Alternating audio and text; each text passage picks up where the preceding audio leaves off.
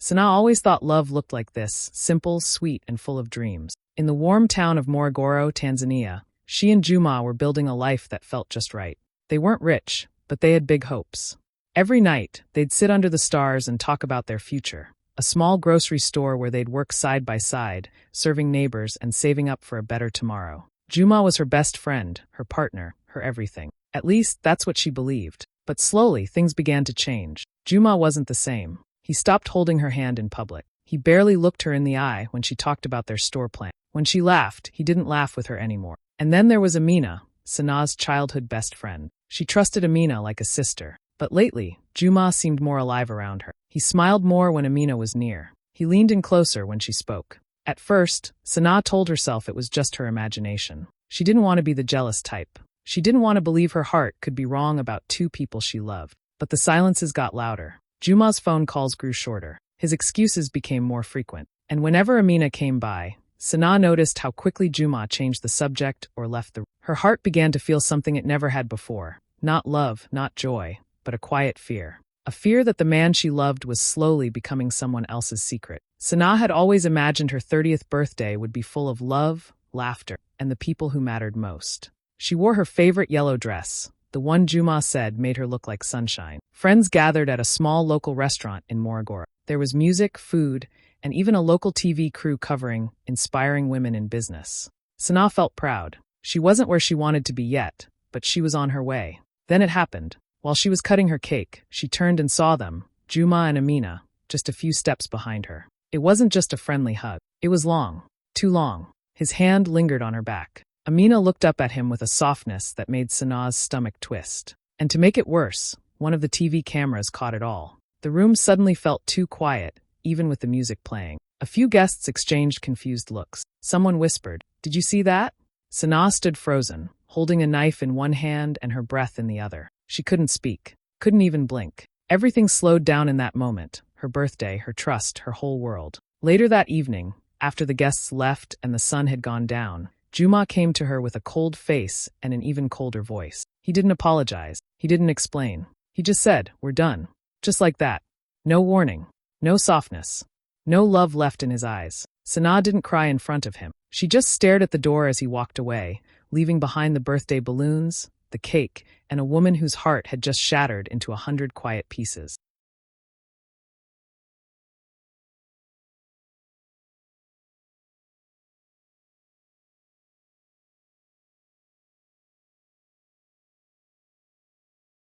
The next morning, the house felt colder. Not because of the weather, but because something was gone. Love, warmth, safety. Juma was in the bedroom, silently packing his things. No goodbye kiss. No, let's talk. Just folding shirts like he hadn't once dreamed in that room with her. Sana stood by the doorway, arms crossed, trying to hold herself together, while everything inside her was falling apart. He didn't just take his clothes. He took hers too, Amina's. Hidden at the back of the wardrobe were a few dresses that didn't belong to Sana. She'd never noticed before. Now it made sense. He wasn't just walking away from their love. He'd been preparing this exit quietly, piece by piece, lie by lie. Outside, the sun hit the metal of his car. It looked newer than she remembered. That's when she realized it wasn't his. Juma had once told her he was fixing it for a friend. Another lie.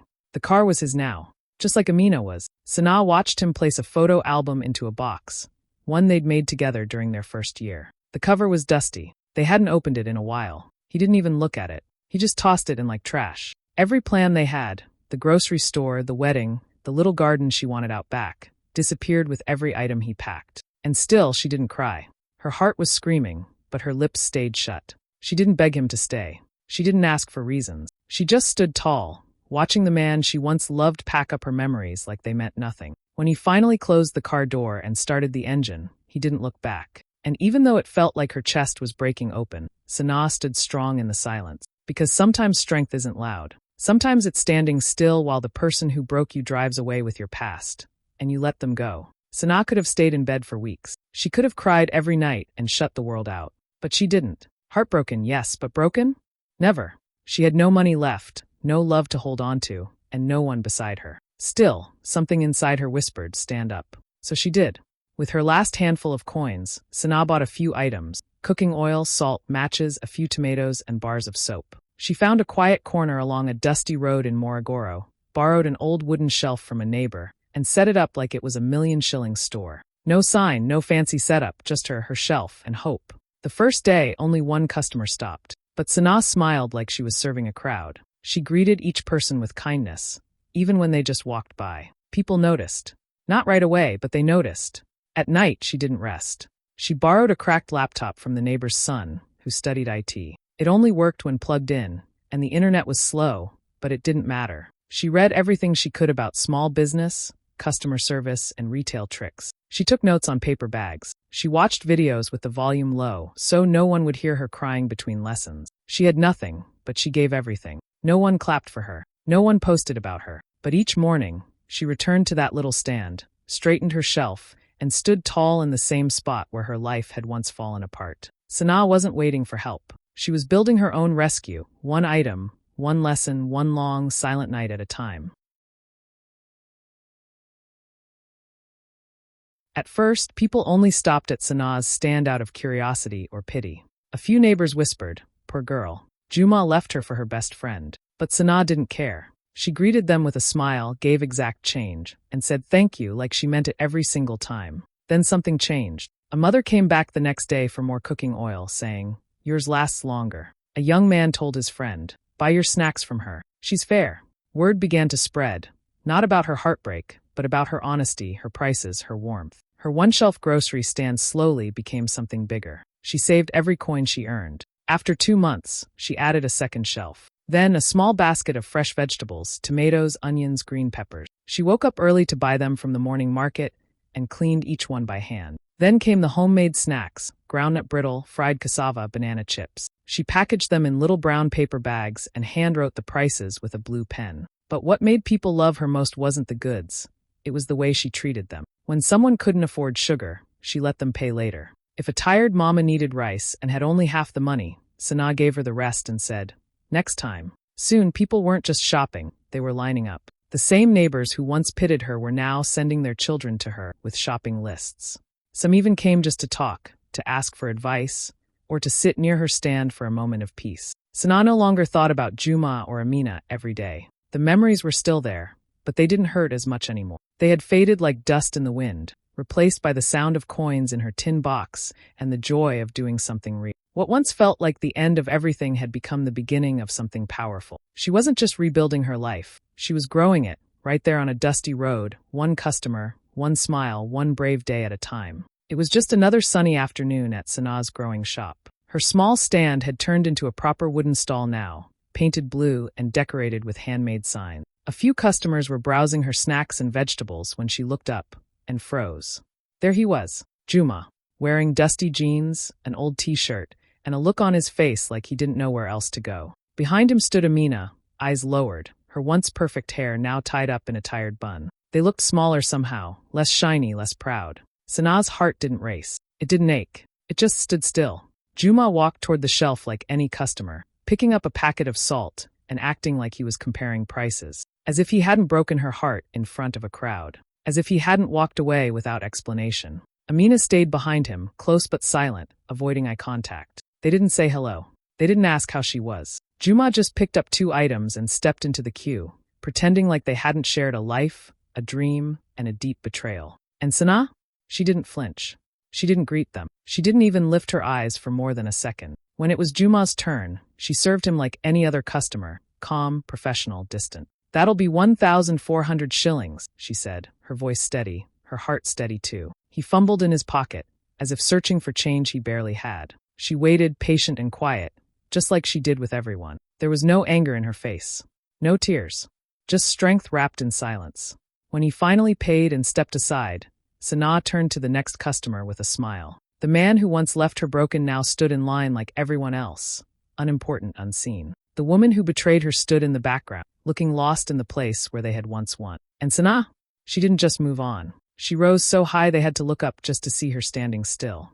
It started like any other day. The sun was hot, dust swirled on the road, and Sanaa was arranging bananas on her front table. Business was steady, and a few familiar faces were lined up. Then a little boy, barefoot and shy, walked up to her stall. He looked no older than 6. His clothes were torn, and his eyes scanned the shelves like he was counting with his heart instead of money. Sanaa leaned down gently. "What do you need, Ntoto?" she asked with a warm smile. He mumbled, "Flour and cooking oil, but I only have 300 shillings. It wasn't even enough for one item." Without thinking twice, Sanaa bent down, took a small bag of flour, a half bottle of oil, and even added 2 bananas. She placed them in a paper bag and handed it to him. The boy looked confused. "But I don't have enough." Sanaa smiled and tapped his shoulder. "You'll pay me with a hug." "Deal."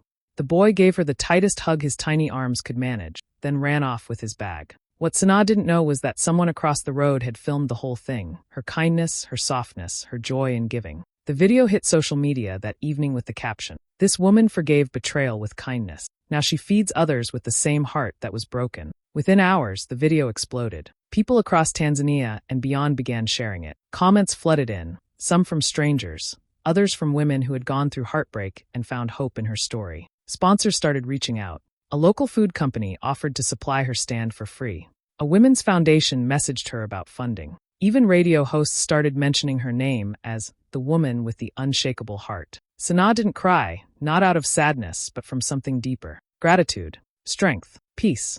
She had never done it for cameras, never expected anything in return. But somehow, her quiet goodness had found its way into the world, and now the world was sending love right back. The woman they once whispered about? Now they celebrated her. Not because she was loud, but because her kindness spoke louder than betrayal ever could. One quiet morning, just before the shop opened, Sanaa saw a familiar figure walking slowly toward her stand. It was Amina. Gone was the confident woman who once stood beside Juma like a prize. Her eyes were puffy, her scarf loosely tied. Her shoulders slouched like the weight of guilt had been sitting there for months. She didn't speak right away, just stood in front of Sanaa, hands trembling. I'm sorry," Amina finally whispered. "I didn't come to ask for anything. I know I broke your heart, and I regret it every day." Sanaa looked at her calmly, her hands still placing fruit into baskets. She didn't rush to respond. After everything, her peace didn't belong to anyone else's timeline. Amina took a step closer, her voice cracking. "You were my sister. I don't know how I let it happen. I was weak. And he wasn't worth what I lost." Still, Sanaa didn't cry.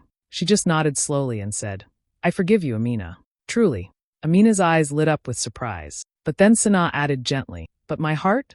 It's closed now. Some doors don't open twice." There was no anger in her voice, just truth. Amina blinked back tears and walked away without a reply. Some lessons arrived too late. Later that week, Juma came in. He looked thinner, older, with tired eyes and worn-out shoes. He tried to smile like the old days, but Sanaa stayed quiet behind the counter. "I was wondering if I could get sugar and flour, on credit," he muttered, rubbing the back of his neck. "I'll pay you back by Friday." She didn't laugh. She didn't raise her voice. She just scanned the items and said, "Full price only. No credit here." He looked up at her, eyes searching for softness. "Sanaa, I know I messed up. I shouldn't have." She stopped him with one calm look. "No need," she said. "You made your choices. Now live with them." Juma took the items, paid in silence, and walked away slowly, carrying more shame than groceries. Sanaa didn't gloat. She didn't celebrate. But in that moment she knew. Some people only learn your worth after they've lost their place in your life. The sun was setting over Morogoro, painting the sky in soft orange and gold. Sanaa's store was buzzing with evening customers, mothers picking up dinner ingredients, teenagers grabbing snacks, and older folks chatting near the crates of fresh tomatoes. Then he walked in. Juma. No announcement, no hesitation, just calm steps toward the corner where the reusable grocery bags hung. He picked up 2 and walked to the counter like he was just another face in the crowd. No greetings. No apologies. Just silence. Sanaa saw him, of course. How could she not? But her face didn't change. Her hands kept moving, scanning items, handing out change, offering kind words to the next person in line. When it was finally his turn, she met his eyes for half a second, just enough to show him she recognized him, and then nothing more. She scanned the bags and said plainly, "That'll be 1,200 shillings. Please wait in the queue." Her tone wasn't cold, but it wasn't warm either. It was professional, polite, distant, like she'd never known the taste of his name on her lips, or the weight of his promises in her hands. Juma nodded, eyes low. He didn't say a word. He reached into his pocket, pulled out crumpled bills, and placed them on the counter. He didn't ask for credit this time. He didn't try to explain. Maybe he finally realized she wasn't the same woman he once left behind. She counted the cash, placed the bags into his hands, and called, "Next."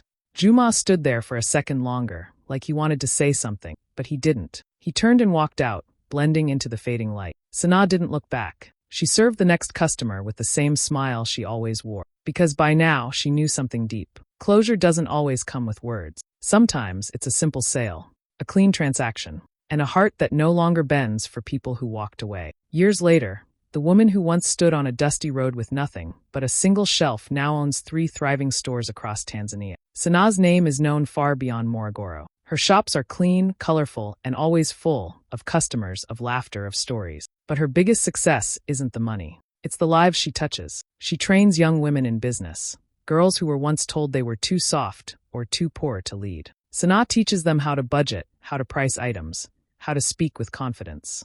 She funds scholarships for girls in rural areas who want to finish school but have no support. And on weekends, she speaks at women's empowerment events, telling her story not with bitterness, but with boldness. At one event, as she stood on stage in a bright kitenge dress, the lights dimmed and a video played, clips of her journey, the tiny stand, the viral video, the growing shop. And finally, the line that had followed her across the country. She held her dignity and gave him groceries. The crowd rose in applause. Women clapped with tears in their eyes. Some had lived her pain.